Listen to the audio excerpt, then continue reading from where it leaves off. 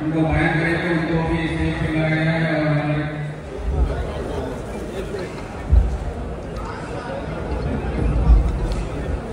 यूसुफ भाई, सबल भाई, यूसुफ भाई,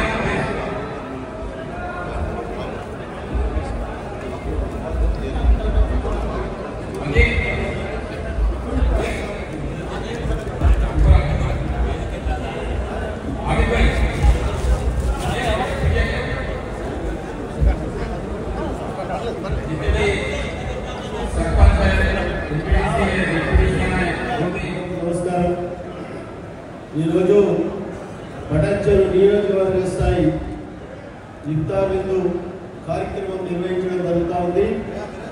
ఈ కార్యక్రమంలో నియోజకవర్గ స్థాయి మైనారిటీ పెద్దలు, మిగతా పెద్దలందరూ, ఈనాటి మన ముఖ్య అతిథి షఫీ బ్రదర్స్, మన మోటివేషన్, సమాజం గురించి, సమరాస్యం గురించి చెప్పేటటువంటి వ్యక్తి మన షఫీ భాయ్ గారికి అందరి తన నియోజకవర్గ ప్రజల తరఫున షఫీ భాయ్ గారికి ధన్యవాదాలు తెలియజేస్తా ఉన్నాం.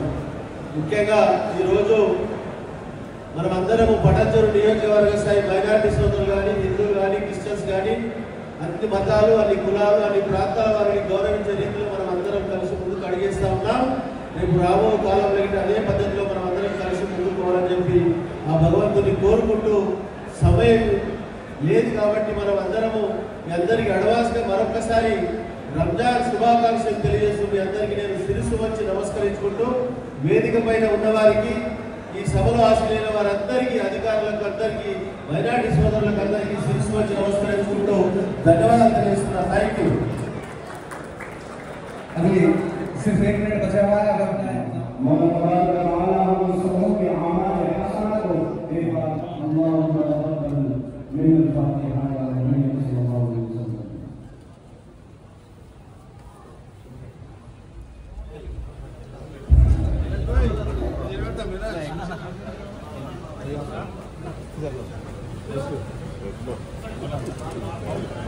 mana क्या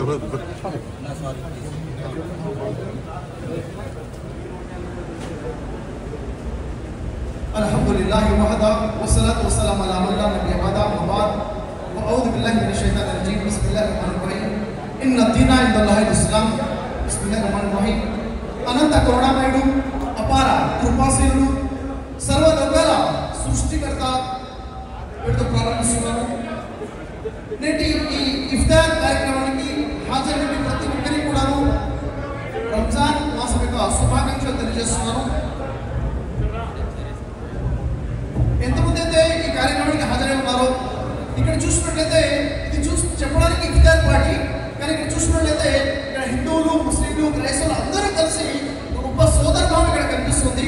ఇప్పుడే కాదు, గడిచినటువంటి 24 సంవత్సరాల నుంచి మన శాసనసభ సభ్యులు ఈ విధంగా అందరినీ ఏకం చేయాలని చెప్పేసి ఈ ఇఫ్తార్ పార్టీని ఏర్పాటు చేయడం నిజంగా చెప్పాలంటే ఇది ఒక మినీ ఇండియాని ఇక్కడ చూపిస్తూ ఉంటుంది. మన భారతదేశం అంటేనే భిన్నత్వంలో ఏకత్వం అని చెప్తాం. అలాంటి భిన్నత్వంలో ఏకత్వం ఉందంటే మన నియోజకవర్గము ఇంత గొప్పగా ఇక్కడ ఉన్నటువంటి ఈ క్రెడిట్ మొత్తం కూడా మన ఎమ్మెల్యే గారికి వస్తుందని ప్రత్యేకంగా తెలియజేస్తున్నాం. ముఖ్యంగా ఇక్కడ రంజాన్ మాసం నుంచి కొన్ని విషయాలు మనం తెలుసుకోవాలి. అసలు రంజాన్ ఏంటి, రంజాన్ ఎందుకు ఉపవాసాలు పాటిస్తున్నారు, దీనికి గల కారణం ఏమిటి అంటే ఖురాన్ గ్రంథంలో సూరా బకరా 2వ సూరా 183వ ఆయతలో తెలియజేయడం జరుగుతుంది. బిస్మిల్లాహిర్ రహమానిర్ రహీం షహరు రంజాన్ అల్లజీ ఉన్జిల ఫీహిల్ ఖురాన్ హుదన్ లిన్నాసి వ బయ్యినాతిన్ మినల్ హుదా వల్ ఫుర్ఖాన్. దీని అర్థం ఏంటంటే రంజాన్ అనే నెల ఏదైతే ఉందో ఈ నెలలో ఖురాన్ గ్రంథం అవతరించినటువంటి నెల. అంటే సమస్త మానవాళి కోసము, మార్గదర్శకం కోసము సృష్టికర్తల దేవుడు ఏదైతే గ్రంథాన్ని అవతరింపజేశాడో ఆ ఖురాన్ గ్రంథం ఎప్పుడు అవతరించిందంటే సంవత్సరానికి ఉన్నటువంటి 12 నెలల్లో 9వ నెల నుండి రంజాన్ నెలలో అవతరింపజేశాడు.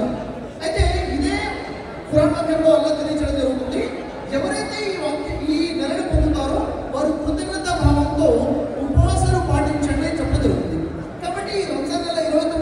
రోజులు ఏదైతే ఉంటుందో పూర్తిగా ఉపవాస వ్రతం పాటించి దేవుడికి కృతజ్ఞత తెలియజేయడం జరుగుతుంది. అయితే మరి ఈ ఉపవాసం ఉద్దేశం ఏమిటి చూసినట్లయితే మానవుడిలో భయభక్తులు రావడము, మానవుడిలో తఖ్వా రావడము దీని యొక్క ఉద్దేశము తెలియజేయడం జరిగింది. తఖ్వా అంటే ఏంటి, భయభక్తులు అంటే ఏమిటి అంటే నన్ను పుట్టించినవాడు చూస్తున్నాడు, నన్ను పుట్టించినవాడు నన్ను వింటూ ఉన్నాడు, నేను చేసే ప్రతి కర్మ కూడా తనకి తెలుసు, కాబట్టి నేను చేసే ప్రతి కర్మకు నేను జవాబుదారీగా ఉన్నాను అన్న ఆలోచనతో జీవితం గడపాలి. ఇది తక్కువ, ఇది దైవ భీతి అని చెప్తారు. కాబట్టి ఒకసారి ఏమవుతుందంటే ఒక సంఘటన చెప్తాము. ప్రవక్త మొహమ్మద్ సల్లల్లాహు అలైహి వసల్లం మసీదులో కూర్చొని ఉంటారు. ఆ సమయంలో ఒక ఇద్దరు సోదరులు మసీదు లోపలికి వస్తారు, వజూ చేసుకుంటారు. వజూ చేసుకుని మసీదు లోపలికి వచ్చేసి 2 రకాల నమాజ్ ఉంటారు, అక్కడ కూర్చొని మాట్లాడుకుంటూ ఉంటారు.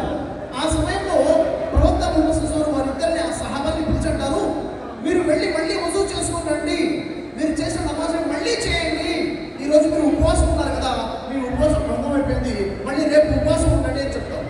అప్పుడు ఇద్దరు శిష్యులు అంటారు, వల్లే ప్రవక్త మేము వజూ బాగానే చేసుకున్నాం కదా, మేము నమాజ్ కూడా చాలా చక్కగా చేశాం కదా, ఉపవాసం ఉన్నాం, మేమే తినలేదు తాగలేదు కదా, మళ్ళీ ఎందుకు ఉపవాసం ఉండాలి అంటే ప్రవక్త మొహమ్మద్ సల్లల్లాహు అలైహి వసల్లం చెప్తారు, మీరు నమాజ్ చేసిన తర్వాత ఇక్కడ కూర్చొని ఇక్కడ లేనటువంటి 3 వ్యక్తుల గురించి చాడీలు చెప్తూ కూర్చున్నారు. చాడీలు చెప్పడం వల్ల మీ రోజా భంగం అయిపోయింది, మీరు చేసిన నమాజ్ అంత అయిపోయింది, మీ వజూ కూడా తెగిపోయింది, విరిగిపోయింది, కాబట్టి మీరు మళ్ళీ వజూ చేయండి, నమాజ్ చేయండి, ఉపవాసం ఉండని చెప్పారు.